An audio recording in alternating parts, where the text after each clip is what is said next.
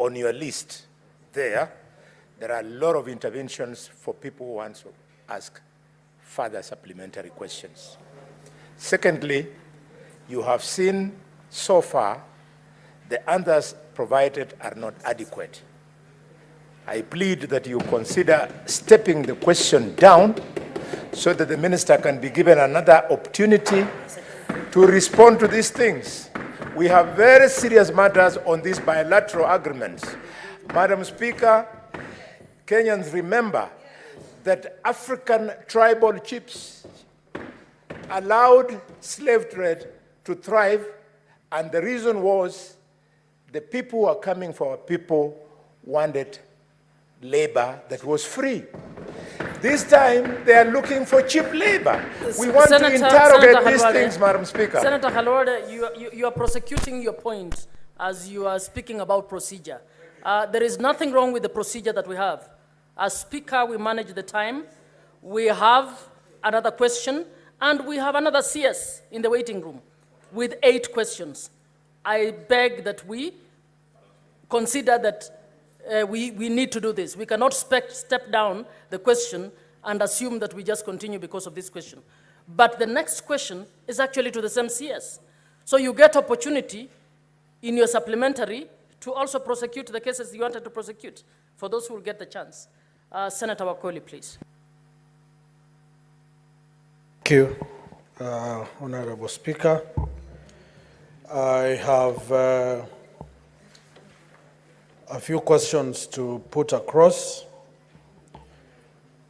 One, could the Cabinet Secretary provide a status update on the payment of terminal dues to all former employees of the Pan-African Paper Mills Company Limited in Webuye, who were in employment at the time the company was placed under receivership in March 2009.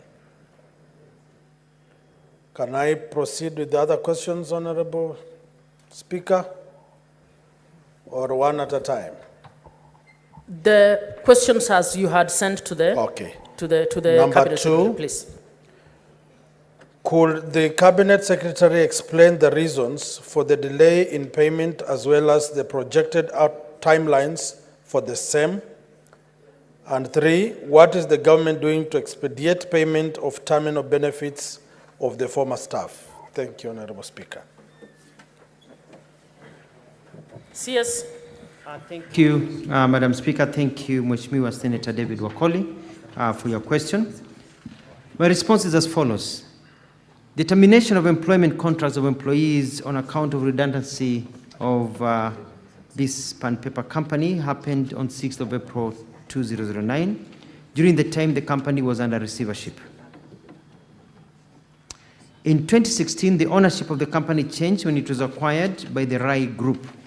Upon reopening of the company, many of the employees who served under the previous management were hired by the new management to work in various capacities, and which included the locals, and where for both outsource and co-establishment got to a total of 479 employees. All the workers were terminated on account of redundancy by the receiver with effect from 6th of April 2009. They received payment as provided under Section 311 of the Companies Act 2009 Cap 486, and which constituted full payment of the preferential element of the claims against the company for any arrears of pay, holiday pay, or notice pay. For more information, there is an exeter that we have attached, dated 6th of April 2009, paragraph 2 and 3. The State Department of Industry in 2021, using documents from the receiver manager, which is PricewaterhouseCoopers company, was able to recommend payment of 229 plus million as terminal benefits to former employees of Pan-African Paper Mills Company Limited. And that is also annexure 2. And also you can see there's attached a letter from the ministry in charge of trade. And so that's the first question. On the second question, whether the delay on payments, why have they been there, and the reason is as follows. The State Department for Industry, which was directed to pay made a request for funds to the National Treasury in May 2021 and October 2023. In November 2023, just a year ago, the National Treasury requested the State Department for Industry to prioritize these funds in this new financial year and the next financial year in the sector working groups. However, due to the budget ceilings at the sector working group for financial year 2024-2025, the amount to be paid to the former employees could not be covered. That is also covered in Annex 3 of the documents provided to us to give to you. And that is where there's been a delay. So we're expecting that they'll be covered in the future, and maybe the Ministry of Trade can clarify further. The question number 3 was, what is the government doing to expedite payment of terminal benefits to the former staff? And the response is that the Ministry of Investment, Trade and Industry, through the State Department of Industry, communicated to the National Treasury in December 2023, appealing for additional funds to enable them pay dues to former staff. And I want to say that, Senator Wakoli, this is a very good question, timely, because as a result of this question, this issue is now alive, and we've been able to talk to the Department of Trade, and so the file has moved up, and I believe they're working on it. They're working on it, and they're working with Treasury, so it has come up, so it is not forgotten. I submit, Madam Senator. Senator Wakoli, you have 2 more supplementary questions. Do you want to ask them now, or do you want to give an opportunity to other members first? Or do you want to ask one now and one later? But Chair, I can give members an opportunity to ask. Is Senator Murango there? Senator Mbugua. Thank you, Madam Speaker. My question is related to question number 51, which the CS was addressing earlier. And the CS had told us that one of the roles of the ministry through the National Employment Authority is to facilitate employment and placement of job seekers internationally. In the spirit of promoting equity and fairness, can the CS clearly tell this House and the country these jobs the government, through His Excellency the President, the government is pursuing, whether they are being applied for, either through the government or through the agency, and the procedures to be applied, because the word out there is that some jobs are being gotten directly from the government and others through the agency. Can the CS clear that, please? Thank you.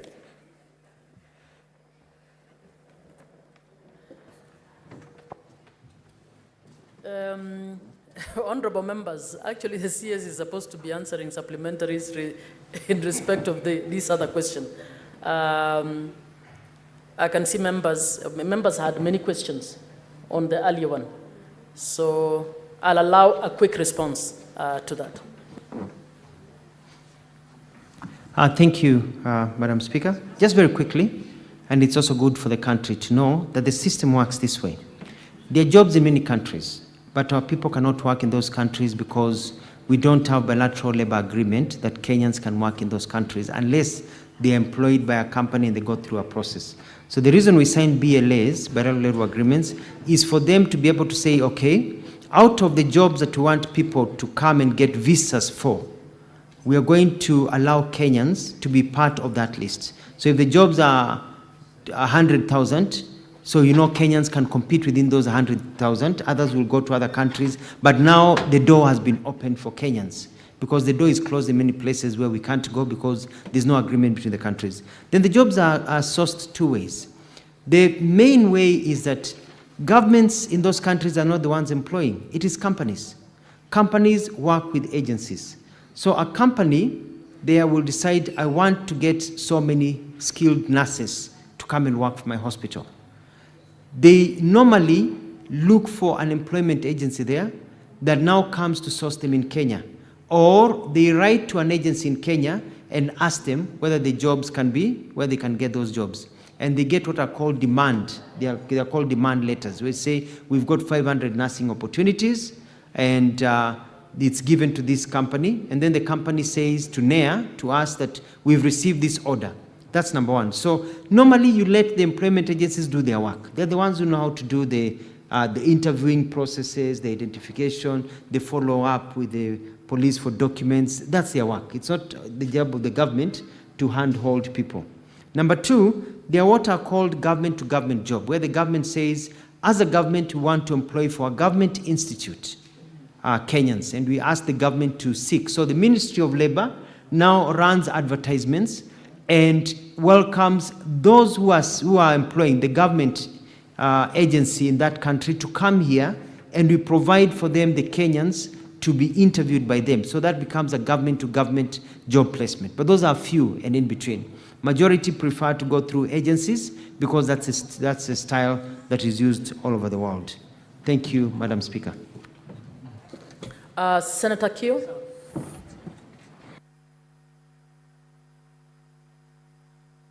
Give me the mic. Thank you. So, Madam Speaker, before I ask my supplementary, then I would seek your guidance on how to proceed. Because It's on the earlier one. Yes, mine is on the earlier one. Honorable Senators, I'll allow one question since it's the same CS, and that seems to be, most of the members' questions seem to be around that. Right. One short question. Thank you. I will try to make it short. So, Bwana CS, thanks for coming, and thanks for your responses to the questions by members.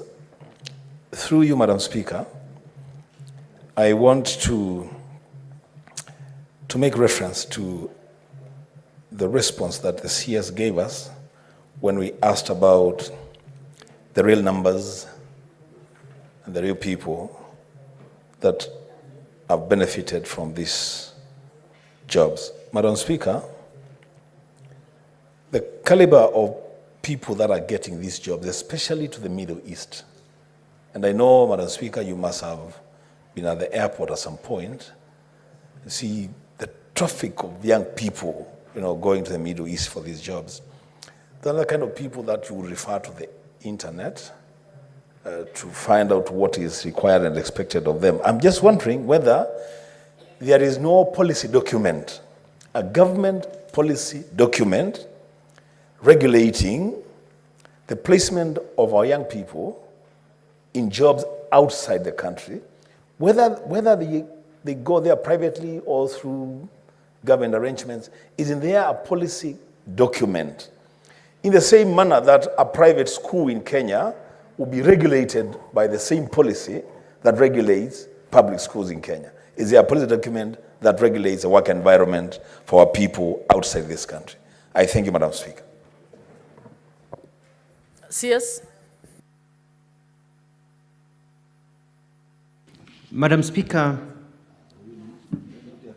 job migration has been occurring in our countries from the days of the JF Kennedy airlifts. And Kenyans are free to wake up today, go to internet, and see there's an aeronautical job for an engineer at NASA and apply while they're in Kenya. And they are interviewed and they get the job and they're able to leave and go outside the country to work. Normally, we ask Kenyans to let us know. When they go overseas, they go as diaspora. Some go to work, others go as students, finish studying, and they work. We cannot start telling Kenyans that you have to tell us exactly where you are going every time you go to the airport and demanding invasion of their rights. Well, that is true, though. I think that, and I agree with a good senator from Kitui, that it is important to have a good policy. And this policy has to be anchored in law. Currently, we have a labor migration bill that is alive, and it is in the last stages. And within the bill, there are regulations and directions of how we need to handle people going overseas to work. The sourcing of the jobs, the creation of a data bank so that we know as they go overseas and everything that is being done. I have gone a step further with the National Employment Agency. We are now requiring that any Kenyan hired through our agencies, and which are the majority, that those Kenyans have to get a letter from my ministry which clears them. And the letter says, we have looked at everything, the documents are okay, and we have looked at this agency, this is okay, and we have created a letter. And that letter, we are now tying in our networks. I'm trying to find the right word. We are using our system, and we are matching it with the immigration system, so that as you leave the country, once we give you that letter, we ensure that your details are captured in the immigration system. So as you leave the country, when you present your passport and they scan it, immediately it comes up there to show that this person is actually going away for employment. So that we know, because some get the demand, they get the letters and they don't leave the country, they change their minds. They get better jobs in the country, or they decide otherwise, so that we'll know exactly who is leaving the country, their full names and where they are going, because the ticket details will be right there, so that we capture it, so we don't have to follow up. And then that information is given to diaspora, so even as they arrive to a particular country, the embassies know we have the following person coming to this country and coming to this city to work here, because we are interlinking the systems. And so that is a process that we'll be announcing tomorrow as part of the reforms that we're undertaking. Honorable Senators, sorry to disappoint you. We have to move on back to the questioner to ask the supplementary questions, because the next CS has to come in. Senator Wafula, please.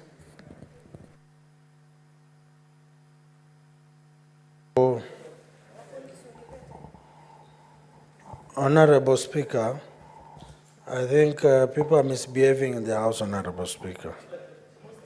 We are not in an auction ring, Honorable Speaker. Chwele especially. I want to ask my good sister to say something.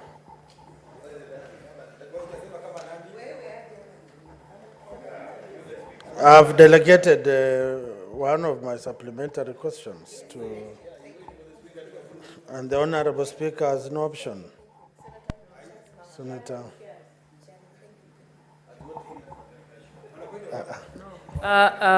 Honorable Wafula, Yes. you ask your questions or you sit down if you're done. Now I'm Thank you very asking, much. I've disallowed the delegation. Honorable Speaker, maybe my question to my good CS, probably through your indulgence, since this matter has taken a long time, I will recommend that we can organize through your office and the State Department for Industry, the one in charge, to have a clear roadmap on how we can clearly handle this matter and set these people free. Thank you. CS? Thank you very much, and I do agree with the Honorable Senator David Wakoli.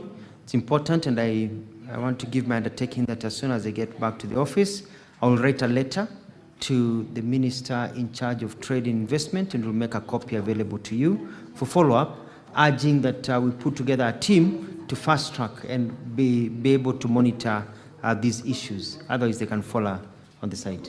I want to thank you, Madam Speaker. Thank you so much, CS Labor and Social Services, for